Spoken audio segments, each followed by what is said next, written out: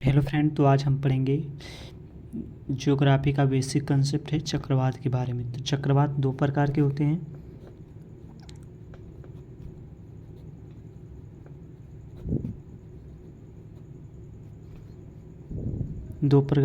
हैं। कौन कौन से चक्रवात होते हैं? देखिए, उष्ण उष्णकटिबंधी उष्णकटिबंधी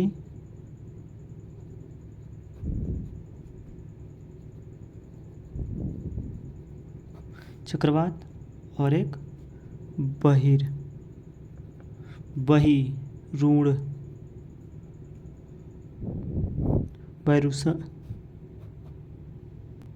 बहिरूषण चक्रवात, कटिबंधी चक्रवात।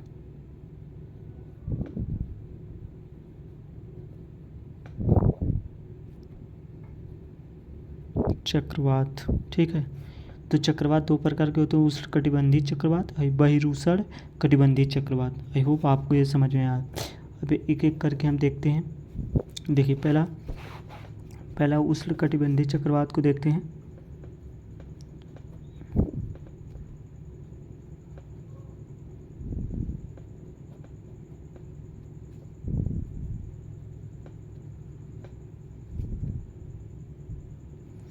चक्रवात, तो देखिए इसका क्या है। तो ये बहुत आक्रामक तूफान होता है। ये महासागर में आता है, महासागरों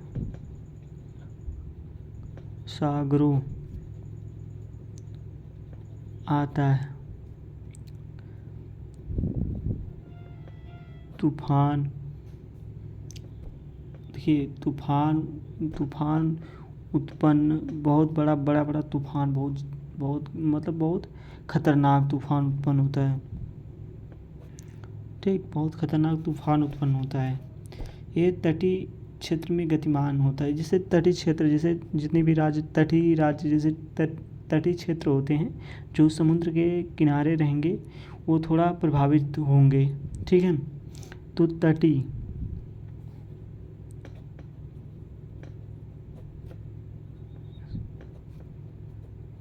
इस चक्रवात से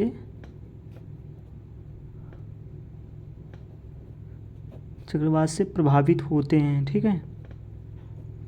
जो उष्णकटिबंधी चक्रवात जो हैं, ठीक है, एक किससे प्रभावित होते हैं? तो जो तटीय क्षेत्र होते हैं वो गतिमान इससे प्रभावित होते हैं। जो उष्णकटिबंधी चक्रवात हैं ये आक्रामक होता है। ठीक है, ये आक्रामक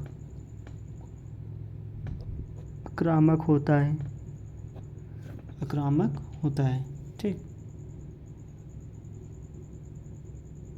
ये जैसे इसमें पवन होती है ना, जो पवन होती है, तो पवन जब होगी तो लहर जो पानी को उठती है, तो पवन जब बहुत तेज़ होता है तो लहर समुद्र की उठती है, तो उससे भी बहुत आक्रामक होता है, क्योंकि जो उसके चपेट में आएगा उसे सब काट के किनारे से भगा ले जाएगा, जो भी ये विनाशकारी होता है।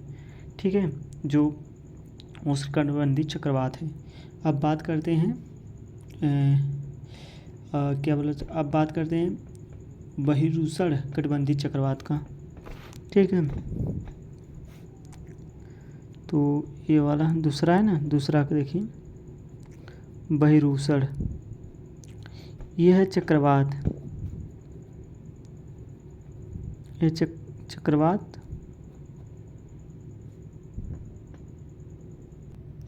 जो बहिरूषण चक्रवात होते हैं ना, ये ज़्यादा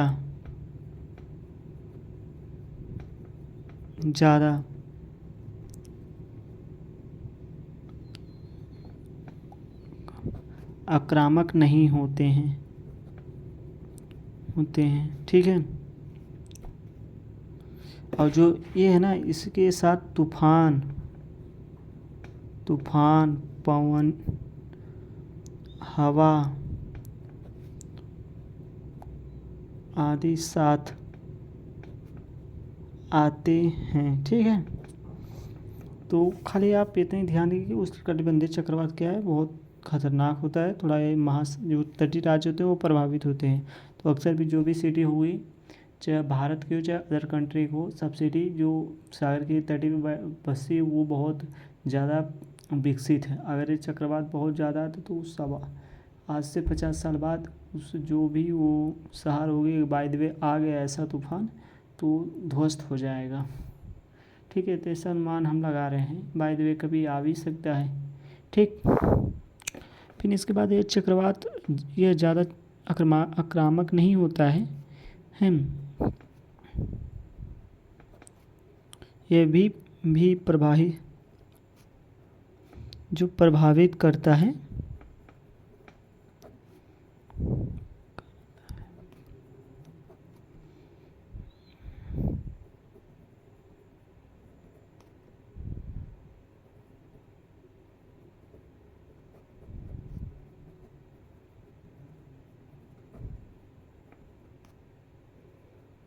कम करता है। ठीक है, तो ये भी प्रभावित करता पर उष्णकटिबंधीय चक्रवात से कम करता है। ठीक, आई होप आपको चक्रवात दो प्रकार के तो ये समझ में आ गया होगा। बहुत सिंपल से आसान से मैंने डिफिनीसन दे के आपको समझाया हूँ है। इससे आसान तो by the way come he chance है समझाना। ठीक है, सबके अदर स्टडीज होती है, बाय द वे मैं समझाया हूँ, आई होप आपको ज़रूर समझ में आया होगा। तो बाय द वे क्वेश्चन पूछ सकता है चक्रवात मतलब सबसे खतरनाक चक्रवात सबसे प्रभावित चक्रवात कौन होता है, तो उष्णकटिबंधीय चक्रवात होता है। आई होप अब कुछ बात करते हैं चक्रवात को कौन कौन से देश में किस किस का नाम से जाना जाता है। ठीक है, चलिए ये भी जान लें, ये भी मोस्ट इम्पोर्टेंट क्वेश्चन है, पूछ सकता है कोई। तो पहला है हिंद महासागर। तो हिंद महासागर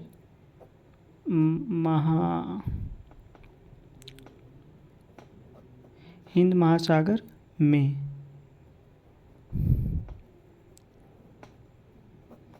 को हम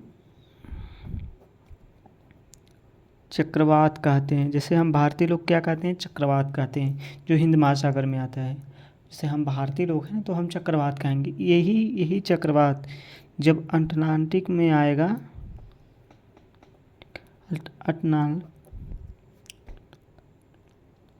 अटलांटिक में आएगा ना, तो इस अटलांटिक महासागर में यही जो चक्रवात है अटलांटिक महासागर में आएगा, तो इसे हम क्या कहेंगे, हरिकेन कहेंगे। हरिकेन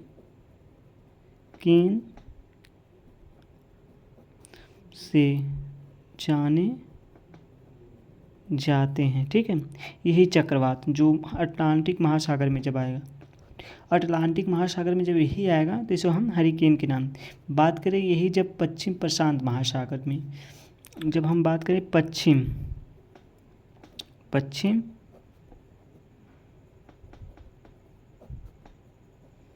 महासागर, पश्चिम प्रशांत महासागर में या दक्षिण, ठीक है, पश्चिम और दक्षिण। ठीक, तो चीन सागर, पश्चिम प्रशांत महासागर और दक्षिण प्रशांत महासागर। ठीक है, क्योंकि 1/3 भाग पे प्रशांत महासागर फैला हुआ है, सबसे ज़्यादा है ना, सबसे बड़ा भी है। ठीक है, तो क्या है, इसे हम क्या कहेंगे, इसे हम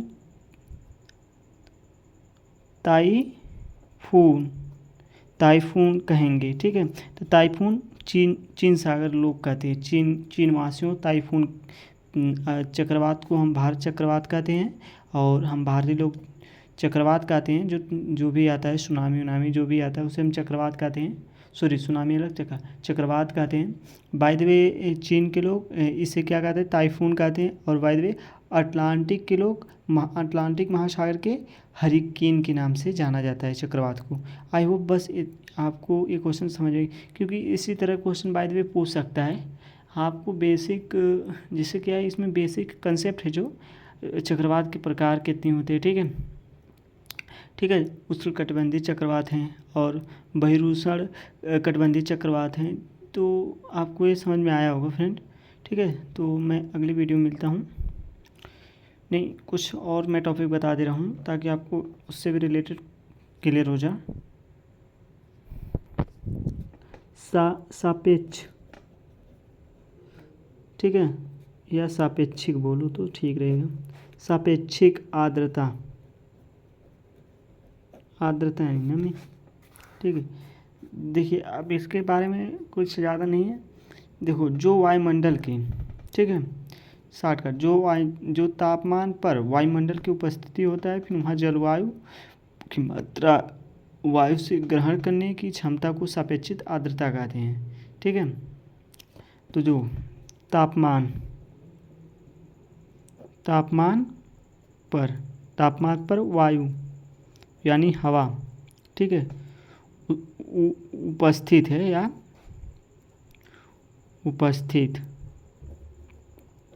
उपस्थित हो, फिर क्या है जलवायु।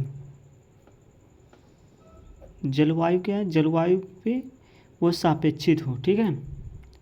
जलवायु, जो जलवायु की मात्रा है ना, मात्रा बोल सकते हैं, मात्रा क्या कहे, ग्रहण कर ले, ठीक है, या ग्रहण कर लेगी। जैसे क्या उसमें देखिए जो तापमान है ना, वायु की उपस्थिति में जो तापमान है, जैसे जब क्या जहाँ पर तापमान रहता है फिर वहाँ वायु आती है तो तापमान कम होता है, ठीक है। फिर वह जलवायु की मात्रा वहाँ, वो जलवायु की मात्रा ग्रहण कर लेगी। जलवायु की मात्रा क्या है, ग्रहण कर लेगी, है। जलवायु की मात्रा क्या है, वो ग्रहण कर लेगी। फिर ग्रहण करने के बाद, ठीक है, करने के बाद उसकी क्षमता, जो उसका क्षमता रहेगा, जैसे कोई भी चीज़ कैपेसिटी भरी ना अपने ऊपर लेगा तो वो क्षमता भर एक्सेप्ट कर लेगा। फिर उस उपस्थिति को हम सापेक्षिक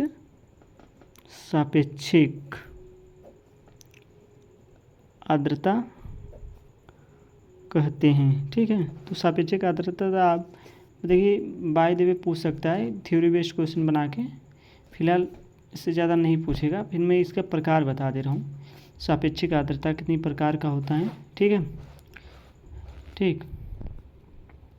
सापेक्षिक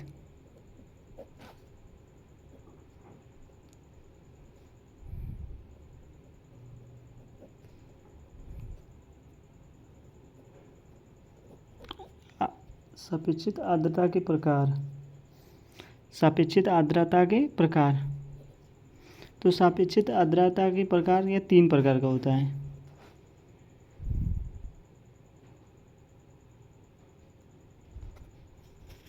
ठीक है, 3 प्रकार के होता है। तो फिर देखिए इसमें सापेक्षिक आर्द्रता, देखो एक और क्वेश्चन मैं बता दे रहा हूँ, लिखूँगा क्या इसी में, देखो क्या सापेक्षिक जो आर्द्रता है ना, जब तापमान बढ़ता है ना तो वो घटती है, और यार तापमान जब घटता है तो वो बढ़ जाती है, ठीक उल्टा है, तापमान बढ़ता है तो घटती है, और जब तापमान घटने पर वो बढ़ जाती है आर्द्रता उसकी, ठीक है। अब बात करें तो कुछ पश्चात मेघ, ओस और कपासी मेघ और ये सब के बारे में आपको मैं बता दे रहा हूँ कुछ, ताकि बाई वे कुछ पूछ सकता है। तो ये कपासी मेघ क्या होता है, आप मेघ के नाम से समझ गए, मेघ किसका परिवाची शब्द है, बादल का है, आप तो समझ सकते हैं। ओस क्या है, तो आप दिसंबर और जनवरी के मंथ में देख भी करते हैं, ओस पड़ता है, ठीक है। तो चलिए कुछ ओस का मतलब क्या होता है, देखिए ओस आम भाषा में हम लोग भी उसे ओस बोलते हैं, ठीक है। तो ओसी से बोला जाता है। साफ, जैसे साफ आकाश रहेगा तो ओस पड़ता है, अगर बादल रहेगा तो ओस नहीं पड़ता है। रीजन हर दो रीजन क्या, ठीक है, इसका सीधा से रीजन है ना, जैसे क्या है ना कि हमारी पृथ्वी बहुत गर्म है, बात गौर से समझिएगा, हमारी पृथ्वी गर्म है बहुत, और जब रात होती है ना तो जो भी वायुमंडल है ना वो संतुलित होता है। तो जो भी सूर्य की जो रोशनी से जो भी भाप बन के उड़ी रहती है, ठीक है, आपको क्लास 9th एंड 7th में पढ़ाया गया होगा ये चैप्टर, मेरे को चैप्टर नहीं याद है पर मैं इतनी बता दे रहा हूँ आपको। तो जो भी भाप बन के उड़ी रहती है, ठीक है, उस भाप जो होती है भाप ना, तो जब हमारा आकाश ठंडा होगा तो ऊपर नहीं जा पाता है, ठीक है। जब ऊपर नहीं जा पाता, अभी कभी भी एग्जाम किए होंगे कि सुबह शाम में बहुत ज़्यादा हमें गर्मी टाइप होता है, थोड़ा गर्म होता है। तो गर्म क्यों होता है? जो सूर्य की रोशनी होती है, सूर्य की रोशनी जब नीचे आती है तो किसी चीज़ को सुखाता है, तो वो उसकी जो भाप बन के ऊपर जाती है। अभी आप सपोज दैट चावल बना रहे हैं, चावल से जो भाप निकलती है वो भी एक तरह का पानी होता है कि नहीं? कभी सपोज दैट मानो आप अगर कभी इस तरह हाथ को इस तरह भाप निकल रही है, अगर आप भाप के सामने अपना हाथ करेंगे तो आपका हाथ पानी हो जाएगा, पानी की तरह मतलब चिपचिपा हो जाएगा ना। तो वो क्या है? भाप है ना एक तरह से। तो जब शाम के समय जब पूरा वातावरण गर्म रहता है, इन्वायरमेंट पर्यावरण गर्म रहता है, जो भी भाप बन के ऊपर जाया रहता है, फिर वही भाप जब वायुमंडल शांत होता है, शाम वो ठंडा होता है, तो जो वो भाप बन के आता है वो नीचे गिर जाता है, वही से को हम ओस बोलते हैं। आई होप आपको ये बात समझ में आ गई होगी। फ्रेंड बहुत आसान है, हम इसको फॉलो करते हैं अपने। अगर गांव में रहते हो या शहर में रहते हो, शहर में तो वैसे भी नहीं पता चलेगा, पर फिलहाल अगर आप गांव में रहते हो तो आप ओस का मतलब समझ गए होंगे, ओस क्या होता है, आप जान गए होंगे कि ओस कैसे पड़ता है। ठीक है, तो क्या है इसमें, क्या है? साफ आकाश होता है, आकाश। देखिए अब आपको मन में ये भी उठता होगा कि साफ आकाश रहेगा, बादल रहेगा तो क्यों नहीं ओस पड़ती? तो रीज़न है, और फिर रीज़न ठीक है, क्या है रीज़न? देखो इसका रीज़न एक ही है, जब बादल रहेगा ना तो जो भी भाप रहती है ना, वो पहली बात, बादल रहता है तो सूर्य की रोशनी रोकता है और भाप बनने नहीं देता है, और भाप जब बनेगा नहीं तो आकाश में नहीं जाएगा, तो फिर आकाश ठंडा नहीं होगा, तो भाप ओस पड़ेगी नहीं, बहुत कम ही मात्रा में ओस पड़ता है जब बादल रहता है। तो कभी भी आप जनवरी, हाँ मान तो हम जनवरी के मंथ में ही देख लेना, ठीक है, जनवरी के मंथ में देख लेना, एग्जाम करना अपने आप को थोड़ा, ठीक है, पता चल जाएगा। ठीक, तो क्या फिर इसके बाद आकाश शांत, ठीक, शांत, हवा उच्च, सापेक्ष और ठंडी व लंबी। देखो ठंडी होती है सापेक्ष, उच्च हवा ठंडी हवा होती है, और लंबी रात। तो अब बता सकते हैं लंबी रात क्यों होती है? ये तो बता सकते हैं ना, तो कमेंट करके बताइएगा कि आप नवंबर दिसंबर में नहीं जनवरी में रात क्यों लंबी होती है, बताइएगा कमेंट करके। हम तो ये हैं बताने के लिए। अब चलिए हम कुछ पच्छाद मेघ के बारे में बात करते हैं। आप पच्छाद मेघ क्या होता है?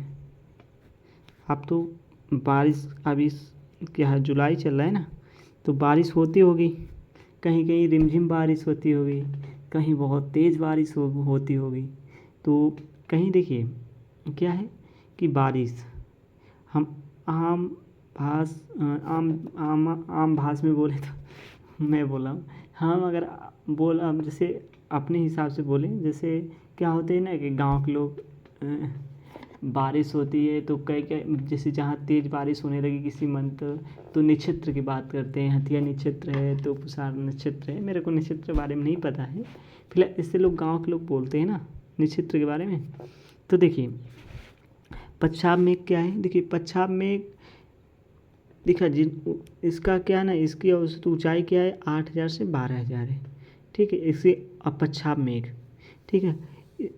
ये पतले बादल होते हैं वहाँ पर, आपको भी गौर किए होंगे, आसमान में जो सफ़ेद सफ़ेद बादल लौकता है, हम अपने आँख से देखते हैं, वो बादल नहीं होता है, वो भाप ही होता है, ठीक है, और एक जगह इकट्ठा होकर वाइट बन जाता है।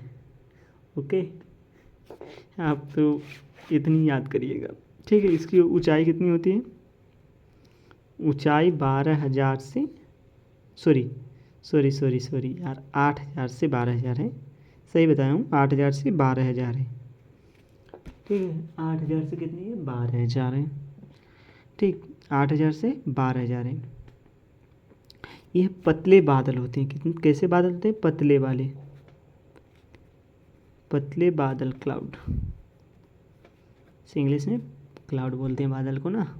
पतले बादल होते हैं और ये बिखरे होते हैं। आप कभी भी देखेंगे किस महीने में, जून में, मई जून में, बाय द वे मई जून में तो बारिश होती है, अप्रैल में देखे होंगे तो उस समय हम लोग की क्या फसल कटती है, ग्रीष्मकाल रहता है और किसान क्या है ना, किसान का दिल अटका रहता है कहीं बारिश ना हो जाए, मेरी फसल नष्ट ना हो जाए, तो बारिश नहीं होती है। वो पतले बादल रहते हैं, ऊपर रहते हैं, तो कहीं कहीं नहीं ये पता होता कि अरे इधर बादल जाके इकट्ठा हो गए, जिससे वो क्या, देखो आप अभी बादल, कभी कभी बादल डोलता है, बादल डोलता ये नहीं है, जो हवा हमारी है ना, हमारी जब हवा बहती है जिधर बहेगी उधर ही बादल जाएगा, ठीक है। हाँ ये मात्रा है, कहीं कहीं अगर बादल इकट्ठा ढेर हो गया तो वहाँ पर, जब बादल इकट्ठा ज़्यादा होता है तो वहाँ पर बादल में, जो बादल जब ज़्यादा हो, जब ओजन होगा तो उनका जब इकट्ठा होता है तो जिससे आप कभी सर्वाइव किए हो कि काला बादल होता है,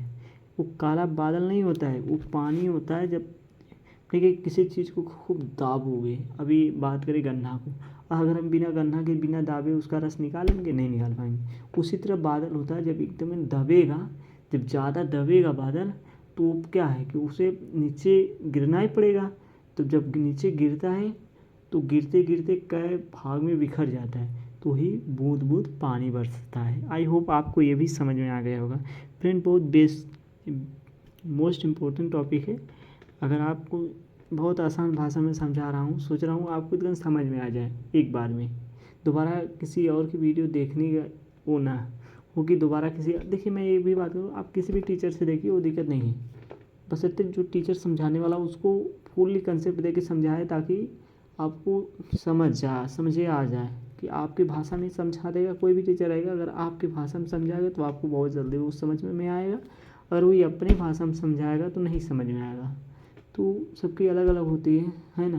तो एक बात है ना, डॉक्टर अगर अपने हिसाब से समझने लगे मरीज को तो मरीज को बहुत जल्दी ठीक कर देगा, और कंज्यूमर के नाम से समझेगा तो वो सोचेगा अरे हाँ इसको जल्दी ठीक कर देंगे तो कहाँ से मेरा खर्चा पानी चलेगा। तो वही बात है। तो मैं अपना ही समझ के आप लोग को पढ़ा रहा हूँ, ताकि अगर आप पढ़ रहे हैं तो आप एक बार पढ़ ले तो दोबारा मेरे चैनल को लाइक कमेंट ज़रूर करके जाएं, ठीक है, कि हाँ कोई पढ़ाने वाला मिला, ठीक है। तो देखिए ये क्या होता है, पतले बादल होते हैं हमेशा हमेशा सफ़ेद होते हैं, ठीक, हमेशा क्या होते हैं, सफ़ेद होते हैं।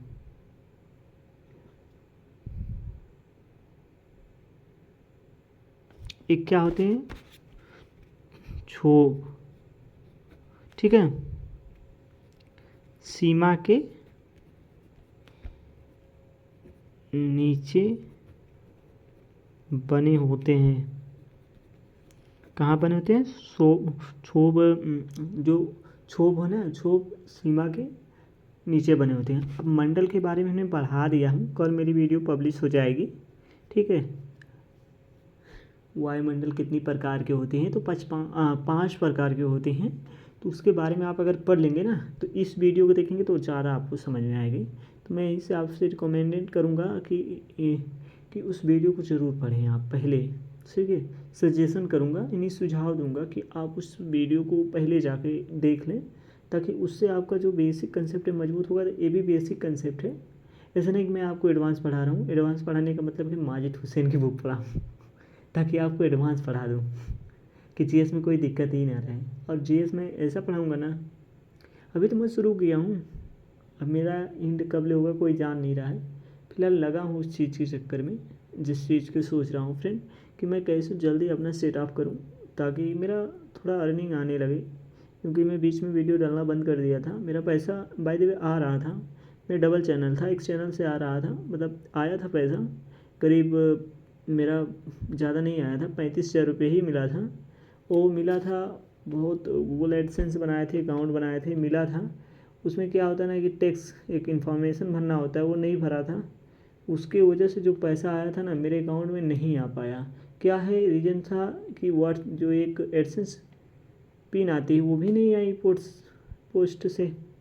और क्योंकि वहाँ पर डिटेल्स ही अच्छा नहीं भरा था मेरा, क्योंकि देखो क्या है ना कि कोई चीज़ अगर पहले पहले करो तो समझ में नहीं आती है। अगर एक बार ठोकर खा जाओ ना तो पानी भी फूँक के पियोगे। नहीं कहते कि एक बार इंसान चाह से जल जाएगा तो चाय को फूँक के पिएगा, चाहे पानी भी आ जाए ठंडा रहेगा तभी फूँक के पिएगा। तो वही मेरे भी रीज़न है कि मैं अपने बहुत आगे गया होता, मेरे को कोई दिक्कत नहीं हुई तो मैं अपने सेटअप बना लिया होता खुद का, अपना खोल के टीचर भी बुला के पढ़वाता ताकि सबका हेल्प करता। फिलहाल मैं गड़बड़ा गया, हो गया थोड़ा दिक्कत, पर अब की नहीं सोच रहा हूँ। अब की सोच रहा हूँ कि अब की बेस से तैयार करूँ ताकि अब सब कुछ सीख चुका हूँ, बस मेरे को बस उसी दिशा में जाना है और मेरी पढ़ाई भी कंटिन्यू रहेगी और मेरा सबकी हेल्प भी होगा वीडियो बना के। मेरा वीडियो बनाने का रीज़न है कि मैं सबका हेल्प करूँ, है मेरा उद्देश्य, और कुछ ज़्यादा नहीं है। हेल्प करूँ, और मैं सोच रहा हूँ अगर हेल्प करूँ तो अगर मेरा एक चैनल बन जाएगा, वो क्या बोला जाता है, ऐप बन जाएगा, तो मैं ऐप पे फ्री क्लास करूँगा यार, कोई पैसे नहीं लेंगे, फ्री क्लास, बहुत कम फीस लगेगी, ठीक है, मिनिमम फीस लगेगा उस पर, ना कि 10,000 5,000 ले देना, बहुत कम। क्योंकि बहुत से टीचर हैं यार, अगर रोज़गार मिलेगा तो कम ही मिलेगा तभी पढ़ाएंगे, अच्छे कंटेंट पढ़ाएंगे ताकि सबको समझ में आए। और मैं ज़्यादा से ज़्यादा 6 से लेके 12 तक के ज़्यादा बेसिक ध्यान करूँगा, 6 से 12 तक पढ़ाऊँगा बहुत वो, क्योंकि उसी में अगर बच्चों का बेस तैयार करूँ तो आगे कम्पिटिटिव एग्ज़ाम में बहुत हेल्प भी होगा। क्योंकि उस जो अर्थमेटिक होती है ना 1 से लेके 8 तक, वही हम लोग को पढ़ना पड़ता है, ठीक है, वही नहीं आती है, बहुत टफ बना देता है। तो चलिए सब बात फालतू की है। चलिए पच्छा में देख ली हमने, और ये छोप की सीमा से नीचे होता है, ठीक है, ये बिखरा हुआ होता है, ये भी लिख दिया गया, पहला दूसरा तीसरा।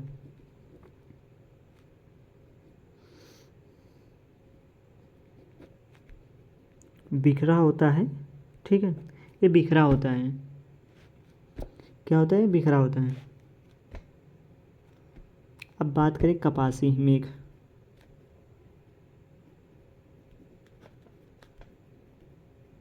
कपासी मेघ, कपासी मेघ क्या होता है,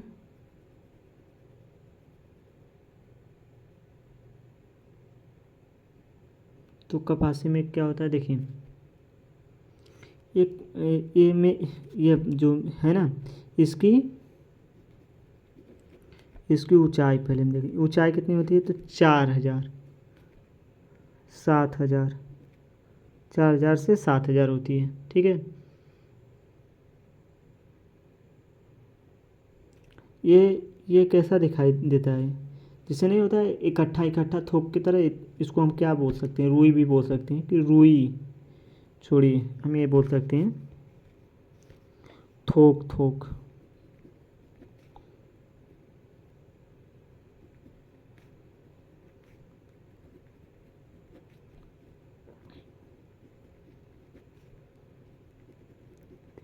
तो थोक थोक दिखाई देता है, ठीक है। तो कैसा दिखाई देगा कपासी में, इसकी ऊंचाई 4,000 से 7,000 होती है, ये थोक थोक दो दिखाई देता है आकाश में, ठीक है,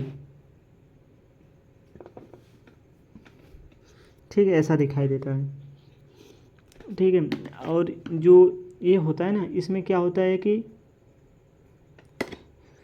जो इसमें क्या होता है, जो इसमें बादल है ना, वो अस्त्री मेघ जो होता है ना, ये ऊंचे बादल की तरह होते हैं, पच्छाप जो होता है ना, पच्छाप उसके ठीक उसके नीचे होता है, पच्छाप तो सबसे ऊपर है, ठीक है, उसके नीचे होता है, ठीक है। ये देखो पच्छाप मेघ में बारिश नहीं होती है, इतनी याद रखिएगा।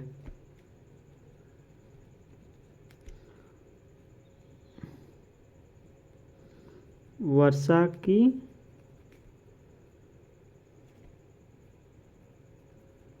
संभावना नहीं होती है,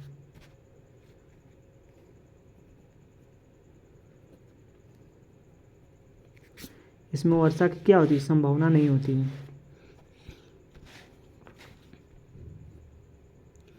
इसमें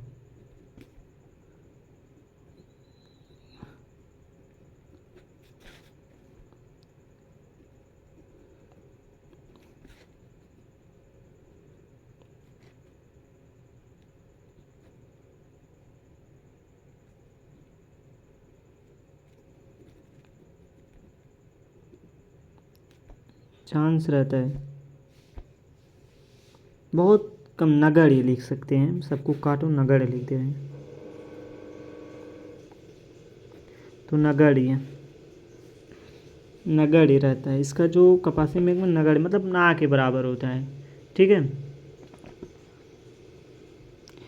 ठीक है। तो आई होप आपको समझ में अब बात करें कुछ टुंड्रा जलवायु। ठीक है, बात करें ध्रुवीय जलवायु।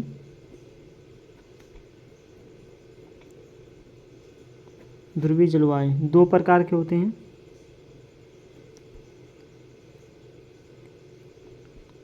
ठीक है,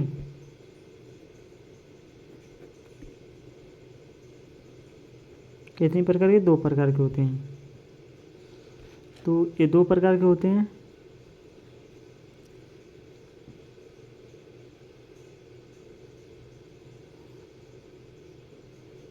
कितने प्रकार के? दो प्रकार के होते हैं। तो देखिए, एक टुंड्रा है,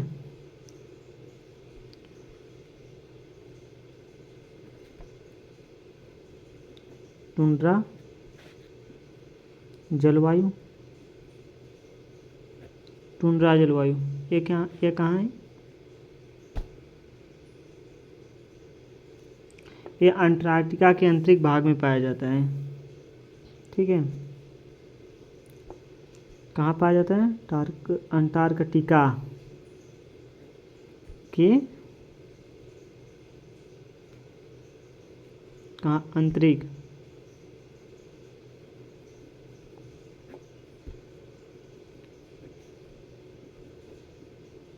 पाया जाता है।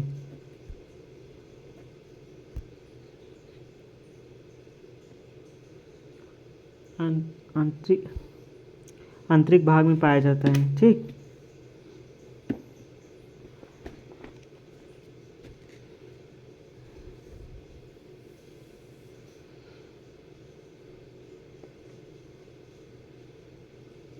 ये देखो, ये यहाँ पर साल भर बर्फ रहता है अंटार्कटिका के आंतरिक भाग में। ठीक है,